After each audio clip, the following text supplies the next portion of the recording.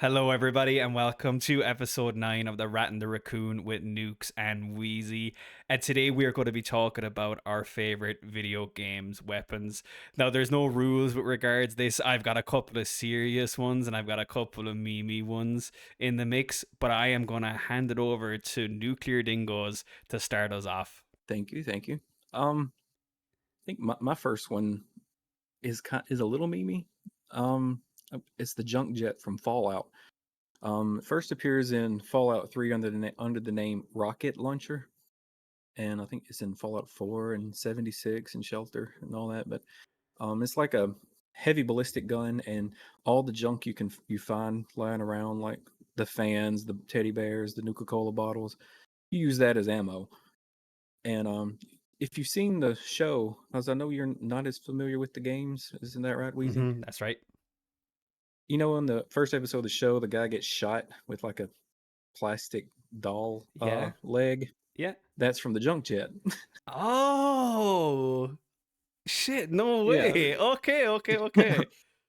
it is kind of a memey weapon because you're just destroying raiders and mutants and stuff with junk.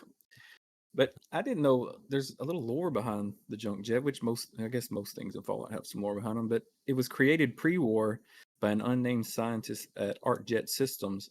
This was before the bombs dropped, and it's a little dark, but he was planning to he made it as because his colleagues had been constantly belittling him and putting him down, and he made this as a way to take them out, Oh. but the bombs dropped before he could do it. So Oh, that yeah. that that's like I don't know why this popped into my head, but the Office, the UK version, where Hmm. they just put like the stapler in the jelly. I'm not sure if that's in the US version as Yeah, well. they I think do. it. Yeah, okay. I think I was gonna say I think it is, but I mean like it's going from one extreme workplace environment to a completely different place with the junk jet that you just mentioned. Yeah, I didn't realize it had such a dark origin until I looked into it, but it's pretty interesting. It's just a stupid little weapon in the game, though. Just shoot junk, and it's perfect for the Bethesda games because there's junk everywhere. Yeah, And touch of genius in my opinion to create that weapon within the scope of a game that, like you said, has got so much junk lying around. So it's like, what more can we do with this? It's like, yeah, actually, why don't we just create a weapon? I think it's actually pretty smart. Yeah, and that's it for my junk jet. sweet. Okay, I'll start with my one. My one's heavy. My one's from my all time favorite video game. It's not really. It's Dead by Daylight, and it comes from a killer that's original to Dead by Daylight because they have a whole bunch of licenses in there, like Michael Myers, Freddy Krueger, and Alien. But the one I've chosen today is from a killer called the Oni. Just to give you a bit of background, a bit of lore about the Oni, this is directly pulled from the DBD website, and I thought it was actually really, really good just to directly quote this because it just sums up the nature of his character, we'll say. So, Kazan Yamaoka sought to return samurai culture to glory, embarking on a dark pilgrimage to rid Japan of impostors. He killed across hills and valleys, beaches and woodlands. The killings were brutal, cruel, and morbid. He humiliated farmers and warriors alike, yanking off their top knots and stripping them of their armor. His rage, bloodlust, and perverse dishonor knew no bounds.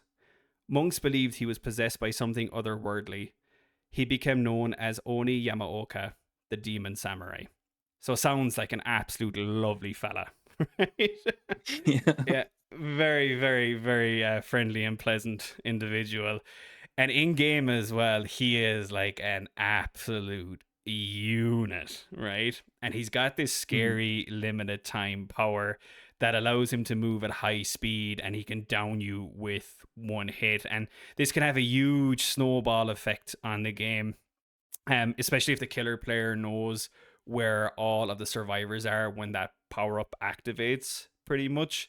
But all in all, he's one frightening individual, and oh, the brutal aspect of his nature can be found on one of his swords. So I believe it's called the Legendary Blade, and it's a katana sword, but it's no ordinary sword because the sword has a human face attached on top of it, right? Now, to give a more visual description, imagine that the face is placed near the handle facing towards you, and it's got bandages over the eyes and over the mouth. So essentially, as you hold this sword in your first person view in game, you look down at it and there's essentially a bandaged, bloody face in your view. Now, not only does this like look really, really cool in game because there's no other weapon like it, you have to contemplate, well, how was that sword created? So you Mm. start using your imagination, and you begin to realize that they only had to skin the face off one of his enemies in order to make this sword a thing, which is kind of gross but kind of awesome at the same time. So it definitely fits the bill with the aforementioned lore, and he's definitely one fella that I wouldn't like to cross paths with. That's for sure.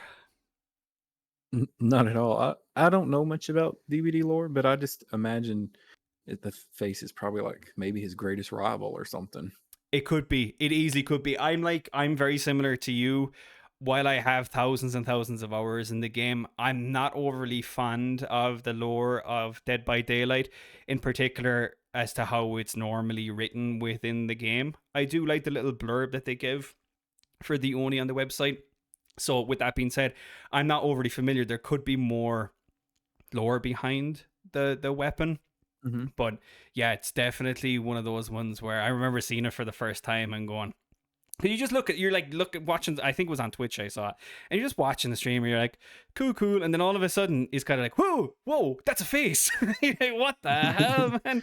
But yeah, it's an awesome one. And just sends shivers down my spine just thinking about him just ripping that face off and slapping it on there. But yeah. Let's move on to your next one. What you got for us? My next one might take a little bit if you have another one. No, what's next on my list here? No, I'm happy to hear your one.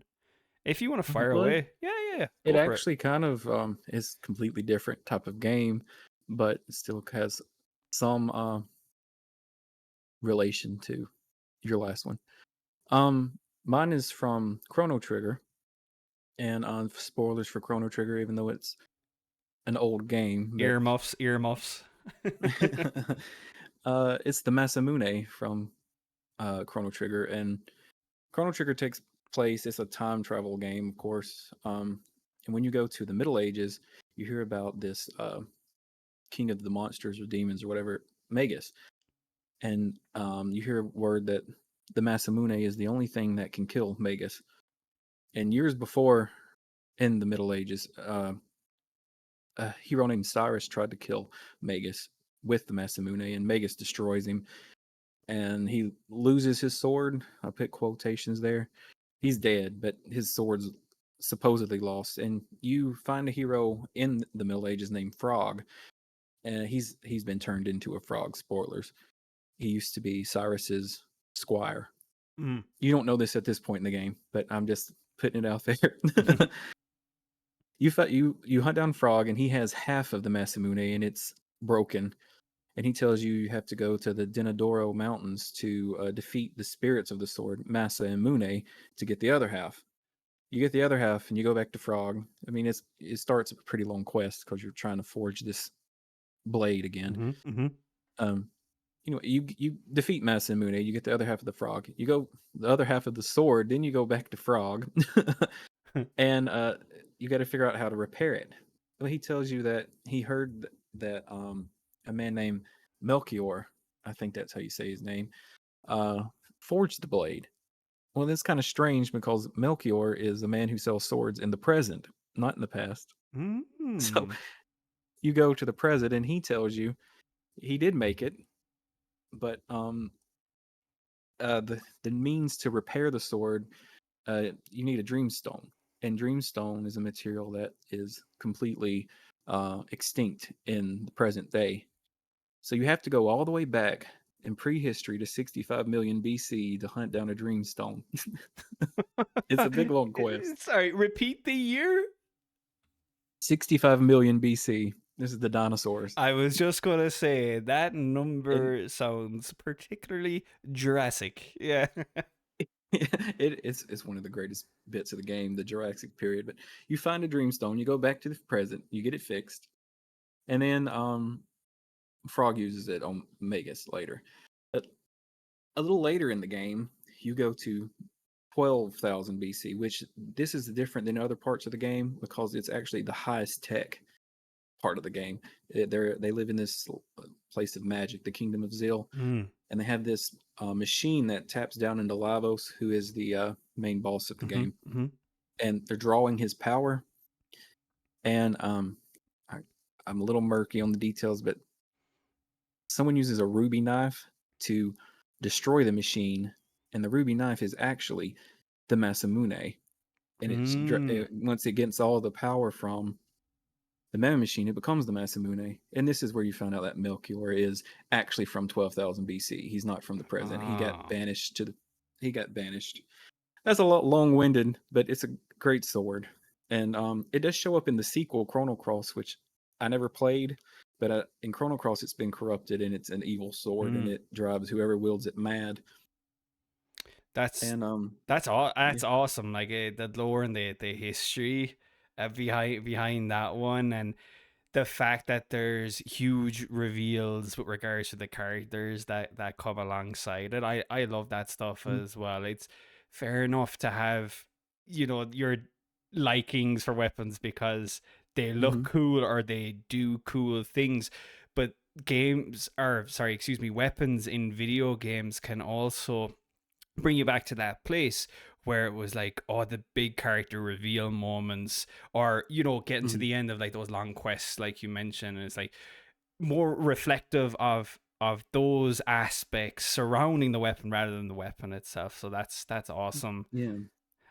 I couldn't imagine going back 65 million years for something, man. I'd barely go back to the grocery store for forgot milk. There's no way you'd catch me going back that far. No, not at all.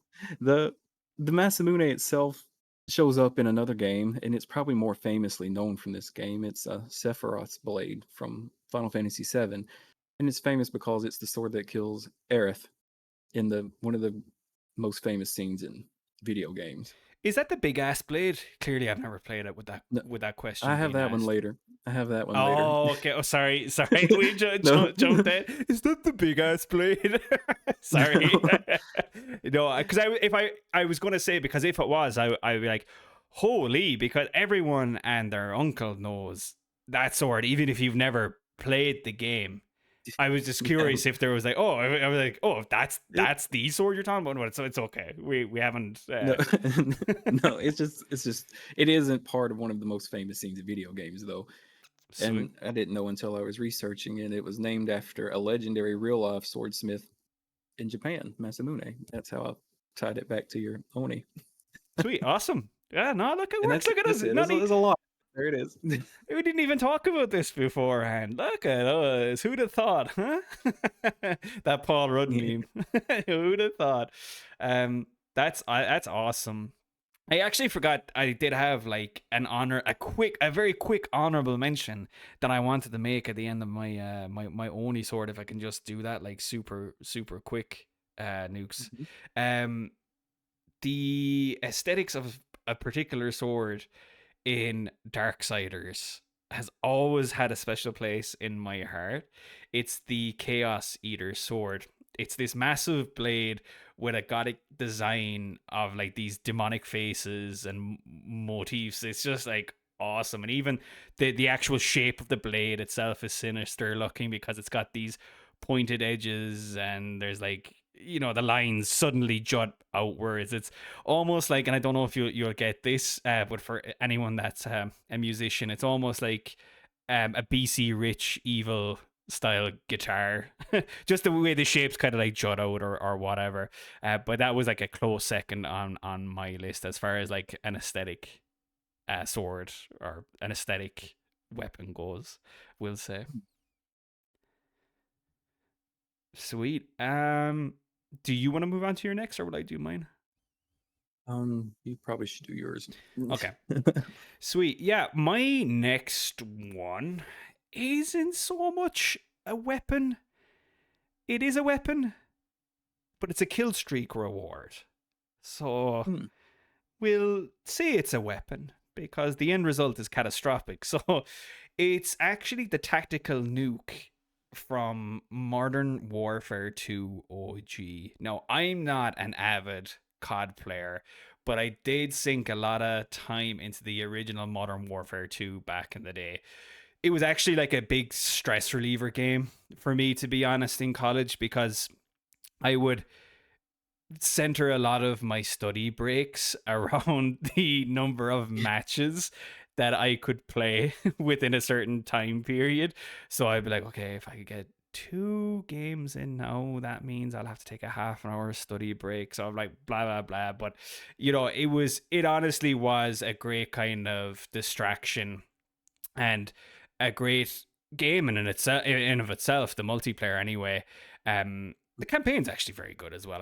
I don't know why I'm saying that, but I loved it and I have fond memories of it, and it got me through those kind of hard study times where I was trying to retain a lot of knowledge and information that's been of absolutely no fucking use to me ever in my career. But but anyway, yeah.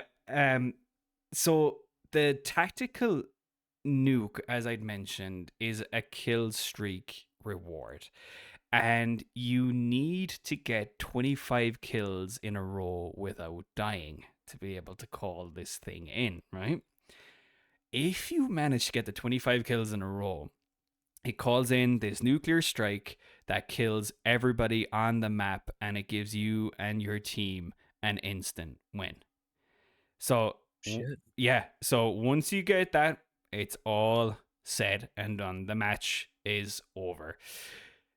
Now, you could have 3 kill streak rewards in your build, and you had about like 15 or so choices of different rewards.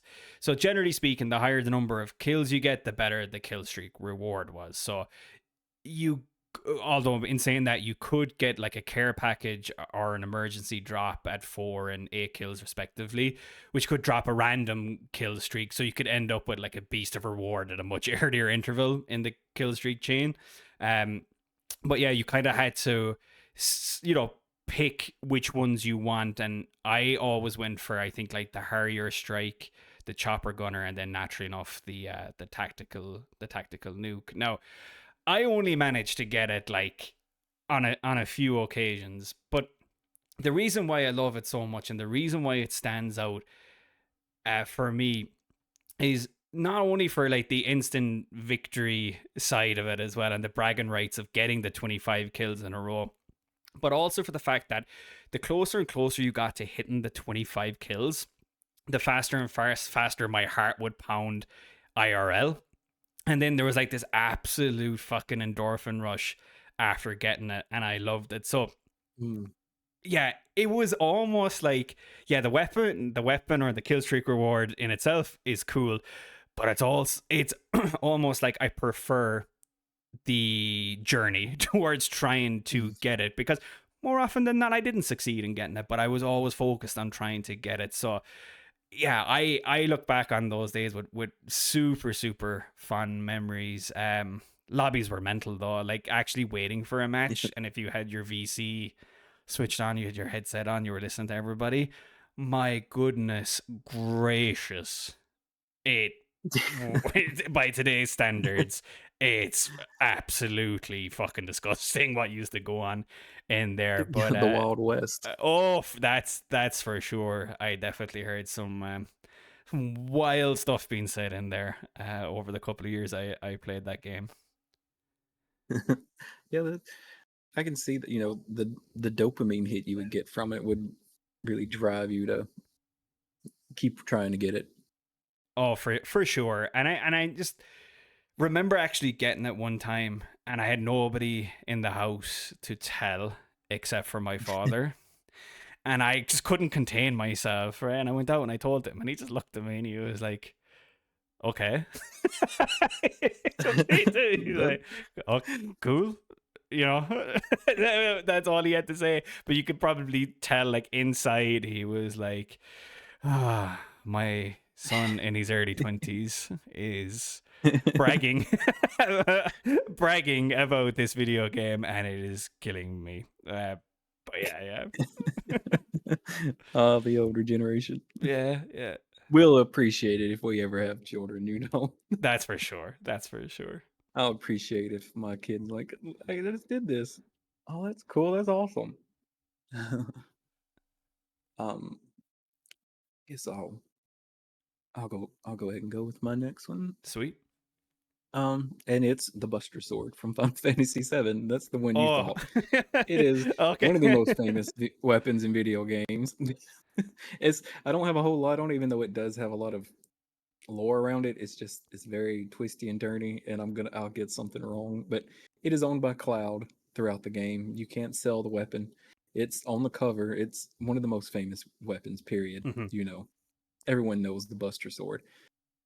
I think it does tie into the lore a little bit because it belonged to a man named Zack before Cloud, and that is important to the plot later on because I think you kind of find out that Cloud's memories are corrupted with Zack's, so he thinks he did things that Zack did, Mm. and a lot of characters are kind of know that he wasn't there or he wasn't the one that actually did that. Please forgive me, Final Fantasy people. I know I butchered that, but And just that's so about we're we're all clear here, Nuclear Dingoes is the one that's talking about Final Fantasy, not Wheezy. Okay, no, I'm kidding. I'm kidding. You come at my boy, you come for me as well.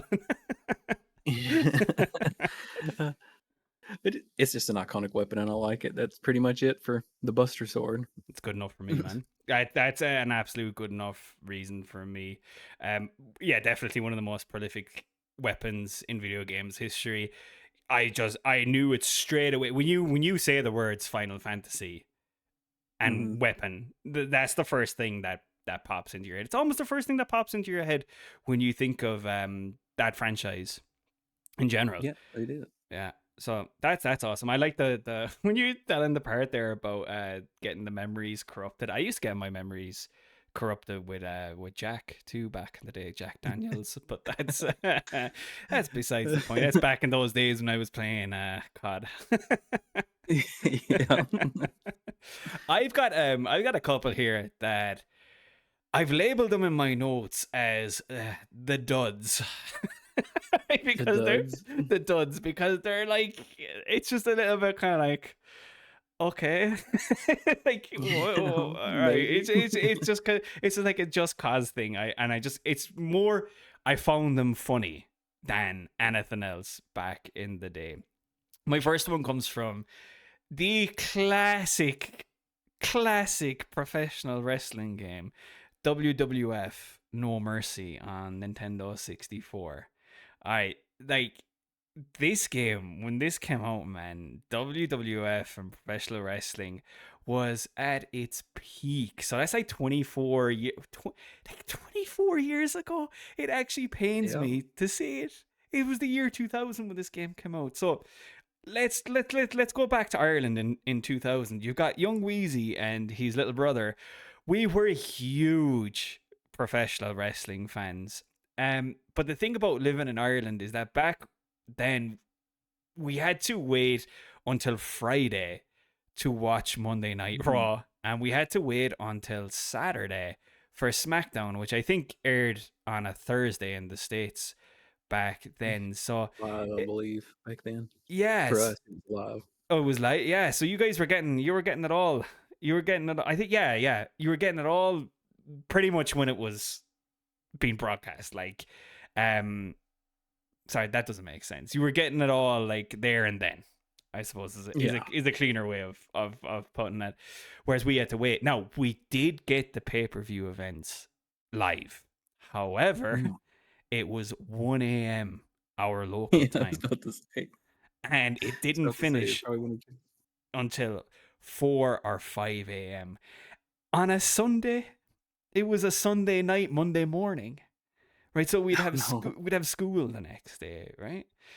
Now it was usually repeated once later in the week at a more reasonable time. So more often than not, you kind of have to wait for that one, but you'd have found out what happens, right? Somebody would spoil it. Um, but yeah, I do remember like sneaking downstairs to watch like the pay per view events on TV, and then going into school next day absolutely brain dead from like the lack of sleep. And I did actually get caught before. Oh uh, no. and I was verbally torn to shreds over it from, we'll just say, a person in my life who was a teacher that may have taught in the school that I was currently going to at the time. I won't put I won't say anything else. So imagine just getting caught by your own teacher in the middle of the night on a school night at 3 a.m. watching big birdie lads toss each other around the place. Anyway, I digress here, but what I was trying to like articulate is huge love for professional wrestling back in the day, and Nintendo Official Magazine really hyped up WWF No Mercy for the Nintendo 64, and it lived up to its expectations. The game was so much fun. I particularly remember like the story mode. There was actually proper branched out storylines that were pretty intricate for the time. Like, like the Royal Rumble, if you won that versus if you didn't win it, it would send you on different paths, right? And then I read this during the week that if you injured your leg in like an altercation, that you'd be more susceptible in your next match, like leg submissions, for example. Um, and it doesn't sound like much now, but back in the day, that was quite a lot. That was quite something to behold within the scope of a wrestling game. But anyway, all of this being said, I simply want to mention that I fucking loved the use of the bell ring as a weapon. Loved it. It was just so much fun to whack someone over the head with it and just hearing the ding, ding, ding. I don't know. It just literally stands out in my head as being so funny. There was actually a move that you could do as well where the bell would be laid down flat on the ring, and Mhm. you would be standing over someone that has their back on the mat, but you could like lift them up and whack their head off the bell like over and over. So you're like literally just like ding, ding, ding, ding, and their head is bouncing off it. I don't know, man. Just really, really funny. And it always just, when we started talking about weapons, it immediately popped into my head for some reason. I was like, "Oh yeah, that bell ring was so funny in N64," and it always felt good. Okay, this is gonna sound a bit like psychotic, and I don't mean this to sound psychotic, but it felt good when you would like whack someone over the head with it. I don't know why. A It just, dopamine hit. yeah, yeah. I guess I've grown up to be pretty normal. You know what I mean? Like, but it just felt good at the time. And then yeah, my other honorable kind of mention here, much in the same vein as I had an honorable mention for the Chaos Eater sword earlier from Darksiders, is the cow gun from the 1998 South Park game on the Nintendo 64. It's just the visual of the weapon in your first person view is funny. It's like a fucking tube with a cow's head sticking out of the end. And then Yeah.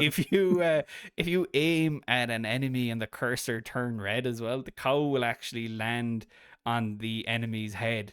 And in multiplayer, it's like a guaranteed knockout. And just the visual of the person's head being somewhat stuck in the cow's ass is like absolutely hilarious. I just made me laugh as a kid, and that's all I gotta say about that one. It was just funny. So those are my two dud ones. I mean, I think I talked more about my interests and my life back then I did the actual weapons, but that's Oh fine. well, you had to have the build up. That's right. That's right. Yeah, build up to like ding, ding.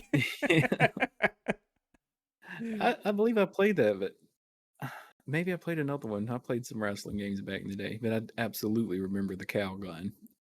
Oh yeah, yeah. And remember the Terrence and Phillips, Terrence and Phillip dolls. Remember tossing Oh those, yeah, and they were like fart bombs or something yeah. like that. Yeah. And, and you could get the snowball, and then you could. Make it Yeah. a yellow snowball and Yeah, it'd be stronger. yeah, that was gonna be my next Oh, comment. no. Yeah. Oh, I thought you said it I thought you had, like, another I thought Oh it was, like, gonna no, be your no, no. next question for a I second. I was was like, just "Oh, gonna no." mention it in passing here as we're just casually talking about uh the weapons from South Park. South Park was huge back at that time too. I remember it Yeah. was one of those cartoons that came out where as a child you kind of forget, or not forget, you kind of child you realize that not all cartoons are for kids. No. You're like, oh, my parents are like, yeah, yeah, you're not gonna be watching this anymore. I was like, It's okay, fair enough. it's kinda funny because my very religious grandparents let us watch it. Mm, We weren't really, uh, uh we weren't really prohibited from watching things over there unless it was, like, sexual, like, fair enough. very heavily, or if it was very realistic violence, Mm-hmm. Mm-hmm. we wouldn't allow not over there. But South Park is like it's a cartoon, you just can't repeat it. Mm-hmm. As long as That's you know fair. you can't repeat it, then you can watch it. That's Of fair. course, we did repeat it, but Yeah. I've got another good one actually. Now that we're on the topic of South Park, when I was younger, around that time period as well, I bought like a audio cassette of some Mhm. South Park album. It was an audio cassette or it was a CD. I can't rightly remember. One day I woke up and I went to go to the CD player, and the tape or the CD had suddenly vanished. It was missing. And I asked my parents at the time, I was like, where's my fucking CD or tape? Obviously, I didn't say it like that. I didn't come to go, Oh, no. hey, bitch, where's my fucking CD? I didn't, obviously not like that, but I was like, I can't find it and I don't know where it is. And I did have like a little cassette player at the time, like headphones or whatever. So they said to me, "Oh, maybe it was when you brought it here and you came back that you like lost it on your way or whatever." So I was like, "Okay," and then kept looking for it for I'd say like a few hours that day, and I couldn't find it, and it just went missing forever. I fucking found out years later that those bastards fucking took it off me. I didn't have the heart to take it off me by directly saying you can't have this or this isn't appropriate for you. They just pretend that it went missing. I was like, That that's incredibly fucked up. Like, I think it would have been it better really off if you guys had actually told me. If you guys had just fucking told me that you y stole or that you got rid of it. yeah, they should have just told you straight up. Like, "You can't listen to this."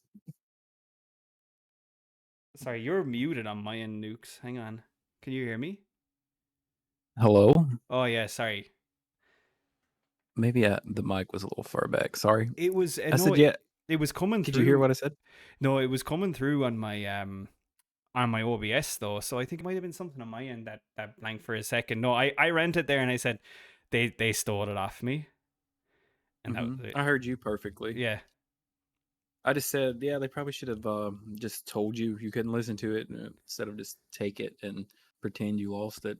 yeah, wild, wild stuff. But anyway, um, and but they were pretty honest like later in life though about like what's relevant or what's appropriate and whatever. But I Hmm. don't know, for some reason they decided that was a better Maybe you road at really the time. loved it and they felt bad about Well, getting it. I don't know. I'll be honest with you. I it's gonna say you're gonna say you're such an idiot, Weezy. You're actually gonna say you're such an idiot.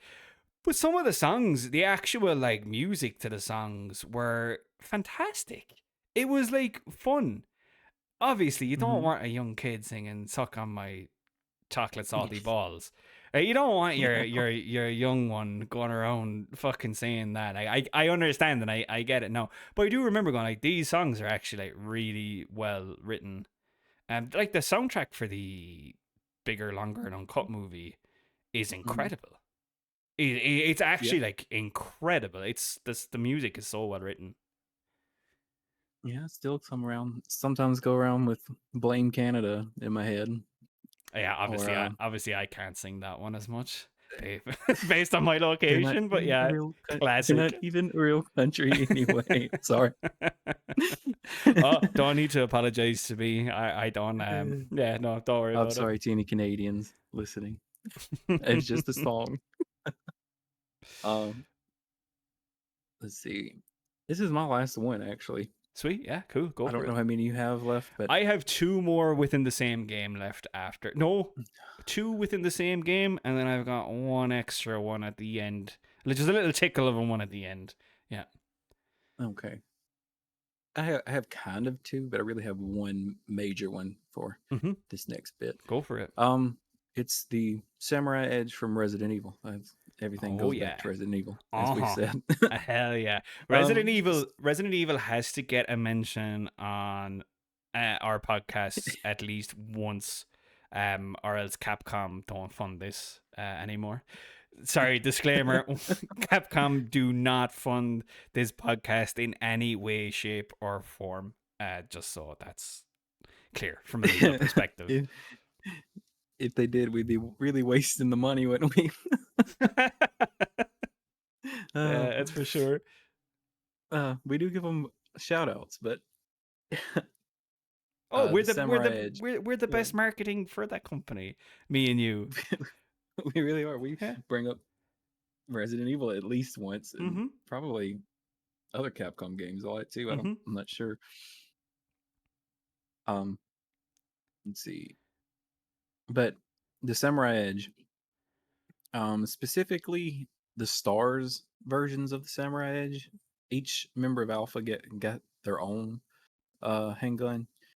But they're made by Joseph Kendo, and he's the brother of the one that of Robert Kendo that dies in Hmm. RE2.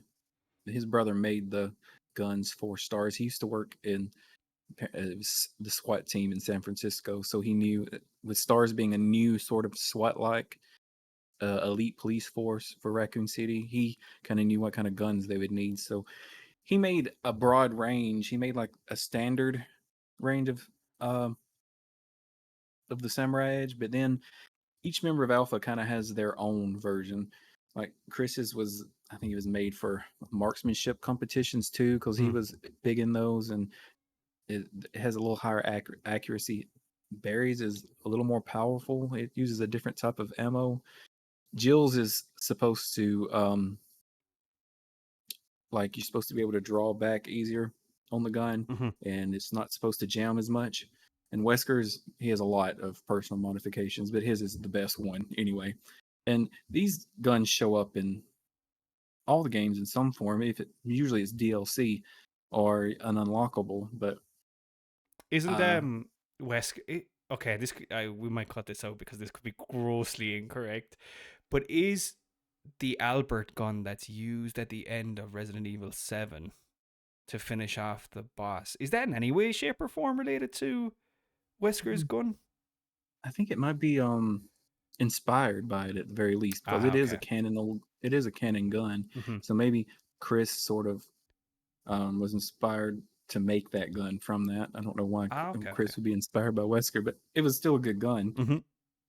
It is interesting that you don't really see Chris's gun actually in the games, because he has to use Jill's because he loses his That's before. right. Yeah. So you only ever, as a player, use in Resident Evil 1 really use Jill's as the standard weapon. Hmm. And it comes up into play later in the series though, because Joseph Kendo survives the events of Raccoon City. He doesn't live in Raccoon City, I don't think. And Leon gets in contact with him and tries to have his own Samurai Edge commissioned. And instead, Joseph makes him the Silver Ghost, which is your starting pistol in Resident Evil 4. Ah. And he makes yet another appearance. He wrote a book after I this was gun going survivalist, to a heavy ask. firearms manual for yeah. And is that Is the it one guns? that's in Village? Yeah, that's Ah, in okay. Ethan's house Okay, in cool. Village. No doubt, Chris Redfield gave it to him, Yeah, that's and awesome. uh, that's what I got for the Samurai Edge. But I have an additional one from Resident Evil, and it's the rocket launcher, just because Classic. Has to it be in there. it's It's the end of the game.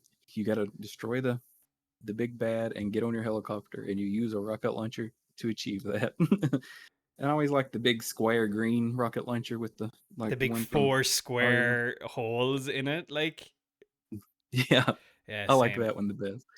Same. I always like the rocket launcher for the fact that once again it's another kind of it's a representation of what you've gone through and your reward for it, right?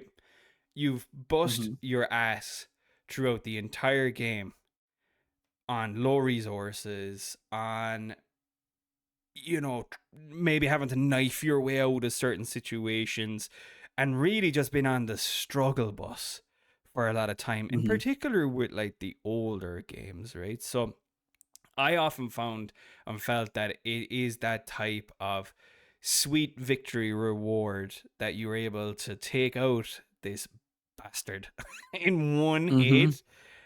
In especially in RE1 remake, and it's got a glorious like where it goes choo, choo, choo, Hmm. and it's like awesome, and it just feels really, really good.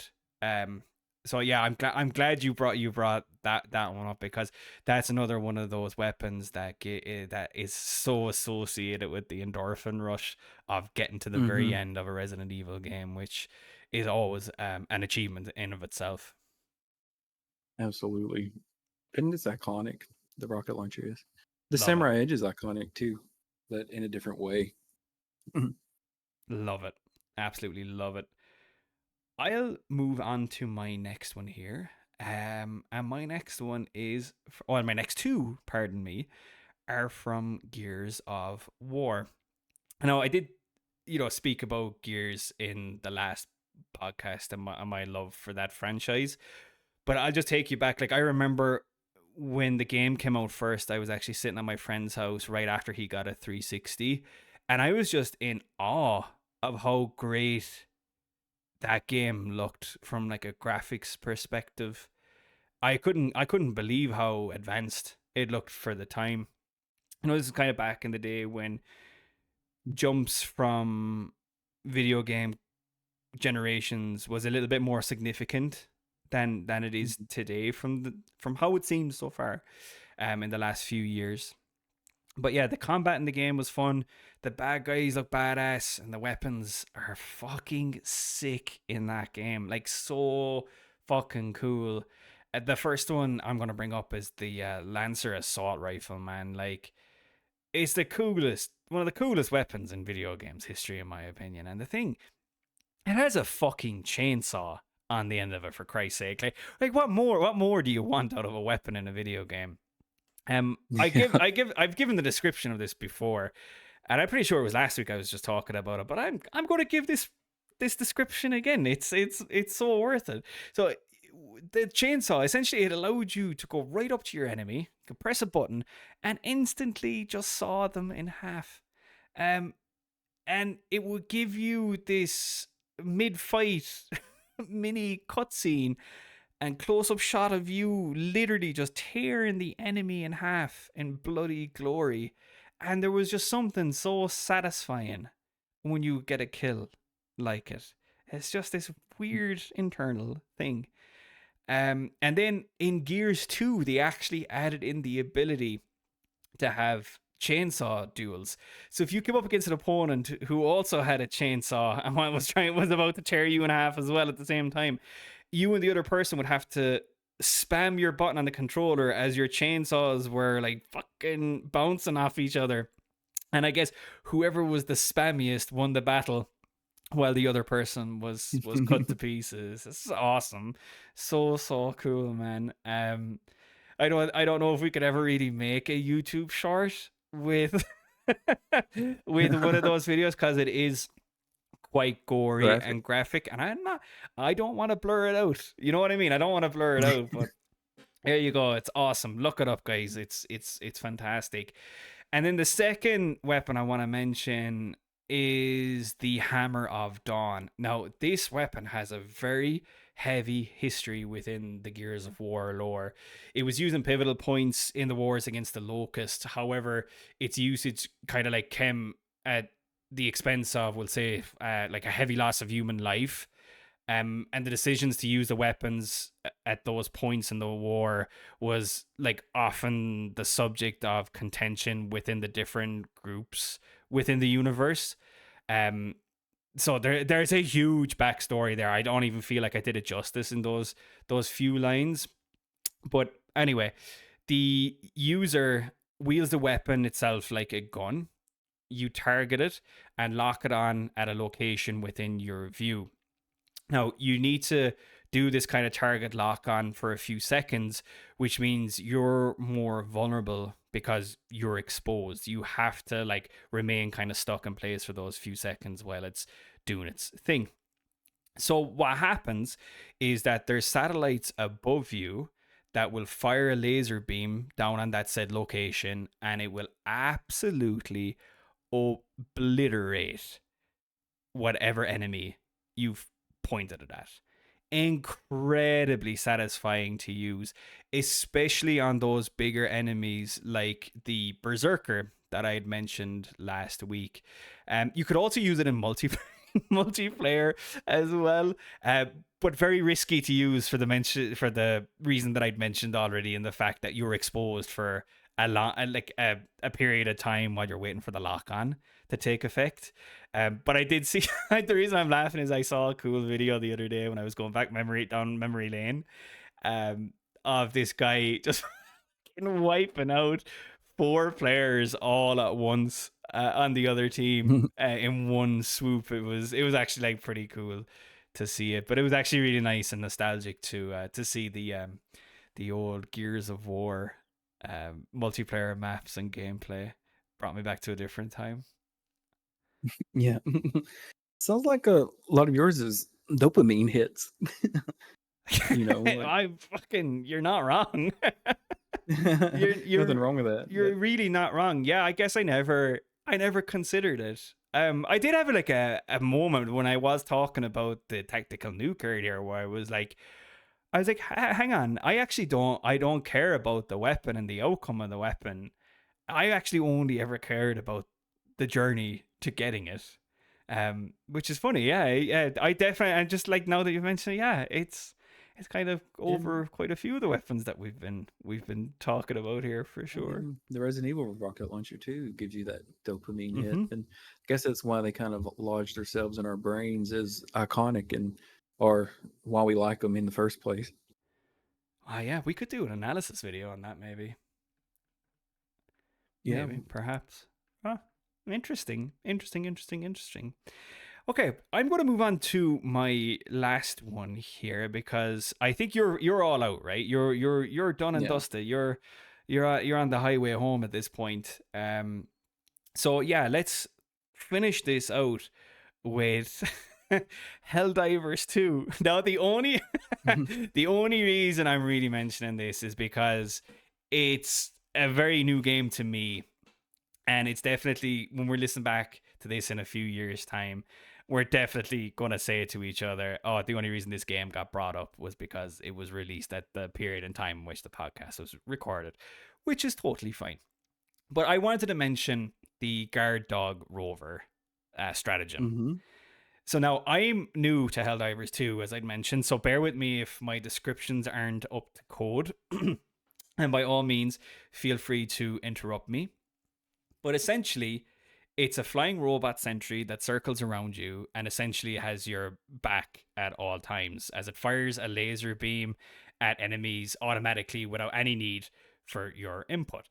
Now, this is particularly useful for a number of reasons, and to be honest, it's a huge, like, significant quality of life improvement, especially as a new player. So, like, it gives you more time to focus on, making a successful getaway and survive those moments where you might be inundated by those smaller mobs, especially like with the Terminids. Is that what you call them? The bug ones? Okay, cool. Yeah.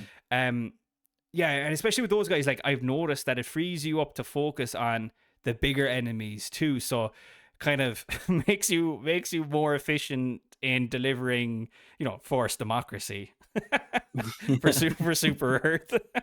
And, it gives you more time to call in the stratagems without being interrupted. Now, once again, I'm saying all of this as a new player. And of course, there's going to be more seasoned folks that are like, well, those aren't huge pain points. I get it. I get it. But it all helps when you're new and starting off. I definitely feel this huge difference in my level of enjoyment in the game from, where it was at from level 1 to 10. Then I unlocked the rover, and from here on out, I've just felt it's more enjoyable because I have to think about it a little bit less. Um, and yeah, it's funny. I remember when the first time I saw it was you had it when we were playing Hmm. in a couple of matches, and I remember I actually got demolished by it because I've forgotten about the whole Oh, concept of the friendly fire. And you were like, yeah, this thing can cut you up if you're not careful. Like, you were being super nice to me about it. But I don't feel like it's a huge problem as far as friendly fire goes. If somebody, like, now that I've a few more hours in the game, I find that like the laser will hit you for a second, you're able to jump out of the way like super, super quick and mhm. kind of get on with your life in the match. Because I've seen some people complain about how it needs to be positioned higher in the sky so that it doesn't like really cut across you or your teammates as much. But I think that that's kind of like I kind not the I point. I kind of like like, it the way it is. yeah, because you learn how to kind of maneuver to try to keep it from cutting people up. Now, and you can always crouch, and if it's really bad, the only time it's really kind of an issue is if you're on like a turret or something, and it's just slicing the shit out of you, and you can't move. Mm. That's the only time I've ever really like, oh fuck. Mm-hmm. But other than that, since I use a lot of explosives, I kind of have to have it because I'll get ran over. Mm-hmm. It's Yeah. great. It's great though. It's satisfying too, watching it just slice up all the bugs, or when one jumps at you and it slices it out of the Yeah. air. That's Yeah. great. Or else if you've like gotten to a point where you're running from one objective area to another and you don't even realize sometimes that there might be a small group of mobs on your tail until this thing Hmm. starts like firing behind you and you're like, hell yeah. It just feels good. You're like, don't even have to look back. I don't even have to think about it. Um Yeah. but yeah, I've been super enjoying Helldivers in my free time. It's kind of become like my new Dead by Daylight. Like Dead by Daylight was always that game that I would go to when I had nothing else to play or something to fill up my free time. Um, so yeah, I hope Helldivers 2 lasts for a very, very long time because it's a super enjoyable experience. And I am so pumped that they got over that hump that they hump is a mild way of putting it, but that potential Hmm. complete roadblocker that they had with Sony with regards to the PSN accounts. I'm pumped that all of that went away. That was actually the turning point for me making the decision to buy the game. If I'm very honest, Really? yeah, I was like, I was going to get it. Then I saw all of the stuff with the PSN accounts. And I was like, I don't know. Like, is this game going to like now suddenly fall off and become irrelevant and go to this weird place where I've missed the bus? But then when I saw that it was all reconciled and resolved, I was like, I'm buying it for democracy, For liberty. for liberty. Yeah. Um, Uh, yeah, it's a truly I know I'm fawning over a little bit, but I you could tell there is a lot of love that went into that game. Absolutely, and it's a lot of fun. It's just fun to it's like when you're getting like really demolished, but that does that's still part of the game. Are you playing on PC or PlayStation? PC, PC. Are you using mouse and keyboard? Or are you using controller? mouse and keyboard. Yeah, okay. Me too. I was just curious, if the calling in the stratagems is easier on a controller, but I don't think it would be any. I don't know. I'm not sure how it works on controller, Um, to be honest. I yeah. do have it mapped different so that it's a little quicker. Like I press a button on my mouse to pop it up instead of control or whatever Oh button it yeah, was yeah, originally. yeah. I got Um, you. I've mapped it a little bit better for me. I I I did. Sorry, I go didn't on. like how it's. I don't like. I just didn't like the default. It felt like it was out of the way. I actually have one of those Mises mouses Mm, um, that has the 12 buttons at the side of it. Got it for Christmas.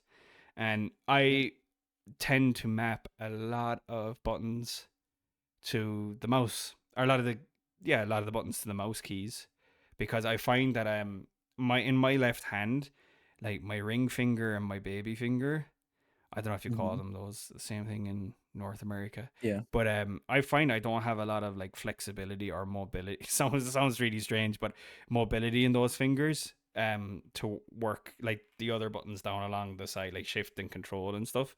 So like I don't know, shift's fine, but I have to permanently like leave my finger on it. But I could never like really dip down from shift to control without it feeling terrible on my finger.